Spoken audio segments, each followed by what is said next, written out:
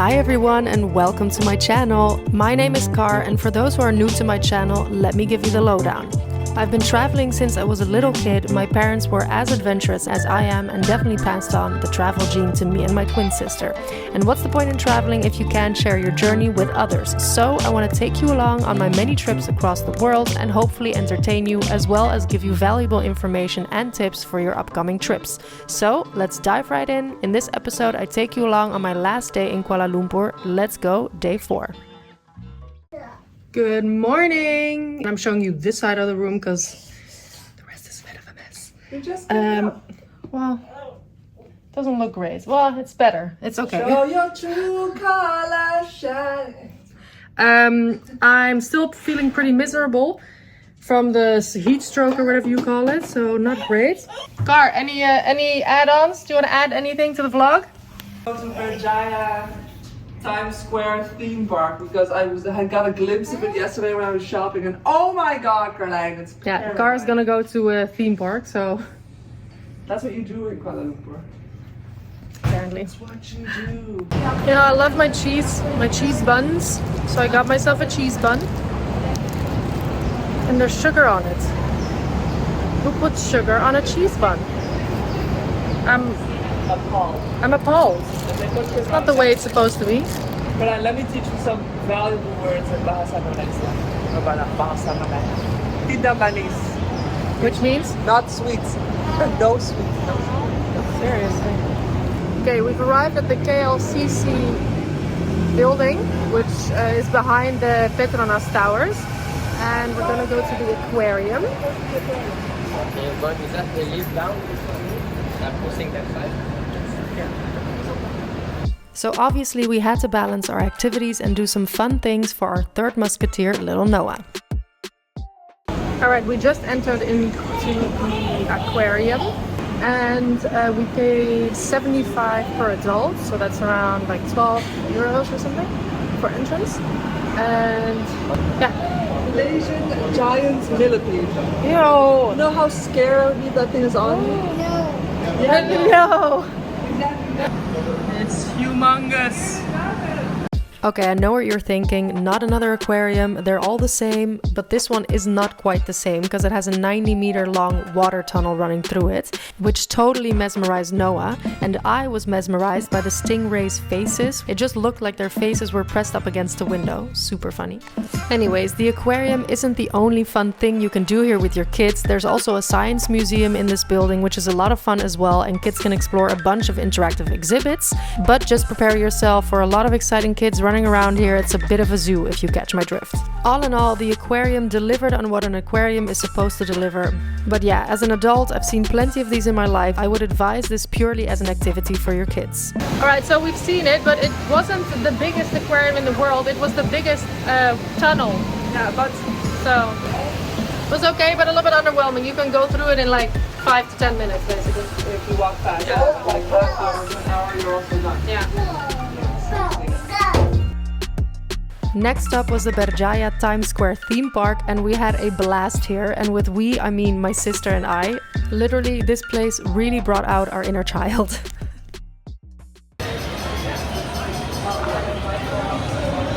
Look at how eager she is, folks. Sweaty Betty, your back is sweating. Is mine also sweaty? No, just because of the walk. The back? A little bit. Well, we just took a cab and it's going absolutely nowhere. It's going very, very slowly. But at least we're having a good time. And the little driver here is having a good time too. But yeah, we're in the amusement park in Berjaya Times Square. Times Square. It's a huge shopping mall and it has all these fun rides, and Noah's having a blast. So this is great for someone that has kids. For families that come to Kuala Lumpur with kids, this is the place to go. Yeah, they have everything. Yeah.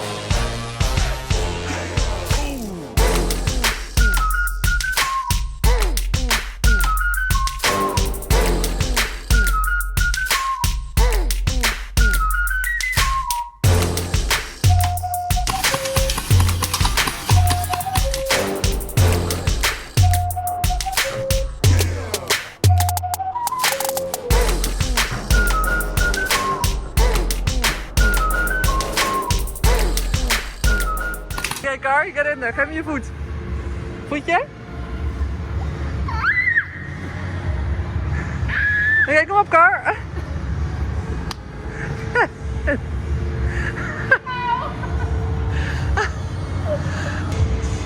Oh, you actually did it! Mom's athletic. Oh, I got him butterflies. Getting in was easy, but getting out is a whole different issue. It's actually really hard. Like,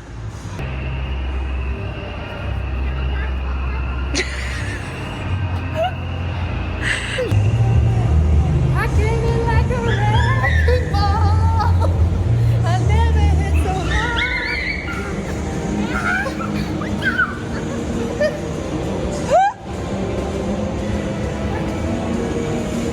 We're in the mall in a little cart. Driving. oh, we got someone on the road. That's right. Get out of the way. And we're gonna speed up a little bit. Ready? Pedal to the metal now. Excuse me, sir. Pull over. I need to see some license. Hey, hey, hey, hey, hey. Who do you think you are? Pull over. So, as you can see, this is a fun place for everyone. We spent around 2.5 hours here and I highly recommend this place. It's for kids of all ages and even for adults, as you can see. They even have an indoor roller coaster in this theme park, and it boasts different sections for younger kids and older ones, and which games are suitable and safe for that age bracket. There are so many games and attractions. This place really is unreal, and smack in the center of Kuala Lumpur, which makes it even more convenient. The entrance fee is 80 ringgit per person, which is around 16 euros, and kids under 3 enter for free. So if you're looking to have some off time from sightseeing and just play some games, this is the spot to go. Or if that's not your thing, you can also just go shopping in the shopping mall this place is located in. Okay, I just got dropped off at the KLCC park, which is right in front of the Petaling towers, right there. And I'm just gonna go for a little stroll. Temperature is nice. It's 5:45 in the evening. So obviously it's still warm, but it's nice. I wanted to do a little stroll. Tomorrow I leave, so I wanted to check it out during the day. I've been here at nighttime when they do the water fountain, the Lake Symphony show. So I just wanted to walk through it during daytime. It's quite picturesque, and this city is actually so clean also. I'm surprised by how clean it is and how well organized, because I've been to other Asian cities and I always get a little bit more of a dirty vibe. Kuala Lumpur is very clean. So yeah. It's also like the perfect family spot, because behind me over here is a pool, all kinds of kids running around with their parents. And then over here is a little playground. You can work out, you can go running here, plenty of opportunities. You can do a little photo shoot with the Petronas towers in the back. I also heard from the cab driver that they're building the new the largest tower in the world, which will be taller than the Burj Khalifa. In 4 years it'll be done, but that's where they made the base for it. I miss Car. It's just not the same. It's like I'm cracking jokes, I'm just cracking them to myself. Nobody around to laugh. Car laughs for all my jokes. But yeah, sightseeing by yourself is kind of dull. I'm not gonna lie. You all of a sudden are just much more conscious of yourself, and especially when I'm filming myself or talking to the camera, people are looking and they're just like, this idiot. Which, fair, yeah, maybe I do look like an idiot. But it's just, you gotta do what you gotta do. We keep going. After my walk in the park and the hours before that spent in the theme park, I met up with Kara again and we decided to relax a bit on the top level of our building, which had the most amazing view. It was the best way to wind down a bit after this eventful day. We had a glass of wine and enjoyed the setting sun in Kuala Lumpur. Then I had to say goodbye to Kara, who was leaving Malaysia a day earlier than me. Bye sis, see you soon! We're just having our glass of vino on the rooftop of the pavilion, the hotel where we're staying, and just reminiscing, talking about our dad, some good stories, and cheers to dad. To dad. To Papa. To Papa. Papa. Papa. I just had a nice little sundowner on the roof, and I'm heading out to the Petaling food market, which is a night market, and I'm also gonna go check out the River of Life, it's called, and it's basically the coming together of two rivers, and it really lights up during the night. They project it with blue lights, so I'm gonna go check that out. Up next, I'm on my way for some night activities, and I'll be very honest, they were a bit of a bust, and you're about to see why. Right, so the River of Life, I'm standing right next to it, is one of the most iconic parts of Kuala Lumpur. And it's the convergence point of two rivers, the Gombak River and the Klang River, with the mosque in the middle, which is also the oldest mosque. And every night there is a show at 9 p.m. of, it's actually considered one of the 10 most impressive waterfronts in the world, because it does a pretty impressive water show here, and we're gonna go check it out. As you can tell, when I arrived, I had no idea the show was already going on. So online they had really described this show as an amazing light show and a must-see spot when visiting Kuala Lumpur. The show is basically the blue lights with smoke being ejected on top of the water. It looks pretty, but it just doesn't quite live up to the hype for me personally. I preferred the Lake Symphony over this light and smoke show, I guess. Just being honest, I could have skipped this one. Okay, I won't lie, I'm a little bit underwhelmed by the River of Life, because I was just expecting a little bit more of a Vavavoom symphony maybe, and it was just some smoke coming out. But yeah. From the River of Life, it's walking distance to Petaling Street, so we're just doing that now, and we're going via the Kasturi Walk, which I'm walking into now. So I just arrived at Petaling Street at around 9 in the evening, and again I had read these amazing things online about this market, and maybe I wasn't there at the right time or the right day, if that makes a difference. Comment below if this perhaps is the case. But I had a hard time finding food stands here. They were all very dispersed. The only thing I could find were clay pot chicken, roasted acorns, and these dumplings from this lovely older gentleman, and they were delicious in fact, so he did save the day for me. But yeah, I guess my expectations weren't met in regards to this market. This is why I recommend Jalan Alor food market instead. At this point it was pretty late, so I decided to call it a night and head home, as I have an early wake-up call to go check out the Batu Caves tomorrow morning. I had a really early wake-up and I'm heading to the Batu Caves. It's the last day, it's my last day in Kuala Lumpur. I leave in 4 hours for the airport, but I definitely want to see the Batu Caves, as it's like the biggest thing to see here.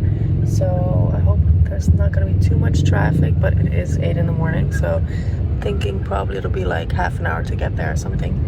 And I'm excited to see it. This is the main attraction in Kuala Lumpur, so it'll be interesting. Okay, I'm at the Batu Caves. I'm also a little bit wary because there's monkeys. Thieving monkeys are here as well. Lots of pigeons, lots of monkeys, and behind me is the massive statue and the stairs, so we're gonna hike it up. It's a lot of steps. It's gonna be a process.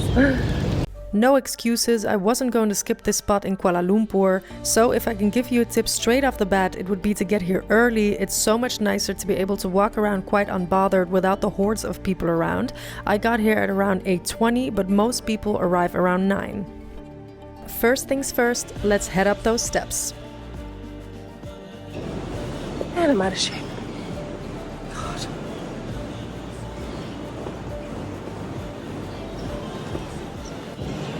Made it. That was steep. Also guys, hydrate, cause KL is hot and doing 272 steps in the early morning is quite the beating. But once you get up there, it's all worth it. Its main attraction is the large statue of the Hindu god at the entrance, but plenty of people come here to make a picture in front of the colorful stairs leading up to the cave. The cave is also smaller than I expected. For some reason I expected it to be this huge cave system, but there are basically 2 big caves with each a colorful temple inside, so it doesn't take long to explore at all. You can properly see the caves in around 30 minutes. Also, entry is free, and make sure to wear clothing that covers the knees, else you will have to rent a sarong. All in all, I was happy to have visited this place. It's super colorful and quite a special temple in such an odd place. After this, I truly felt that I had seen and experienced Kuala Lumpur to the best of my ability and with the short amount of time that I was in this city. Okay, Okay, lucky I came here when it wasn't so crowded yet. I came here at 8:30, and now it's really crowded. The tourists have arrived.